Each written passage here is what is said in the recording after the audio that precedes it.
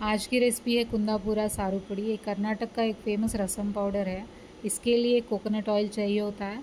1 teaspoon coconut oil में 1 teaspoon मेथी दाना 5-7 second के लिए भूनने के बाद 1.5 टीस्पून साबुत धनिया डालना है। उसको भी 5-7 सेकंड भूनने के बाद 4 बेडगी मिर्ची डाली मैंने यहाँ पे। ये ज़्यादा तीखी नहीं होती है, चाहे तो आप ज़्यादा डाल सकते हैं।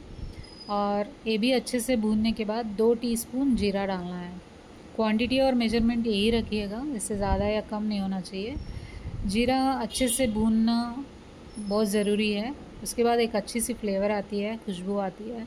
उसके बाद स्टोव ऑफ करना है और आधा टीस्पून राई डालना है। राई डालने के बाद हम डालेंगे इसमें 10 से 12 कड़ी पत्ता ऐसे ही रखना है ताकि वो क्रंची हो जाए। ये सारा ठंडा होने के बाद पाउडर बना लेना है। सारू कैसे बनाते हैं अगले वीडियो में बताऊंगी, बने रहिए। बाय।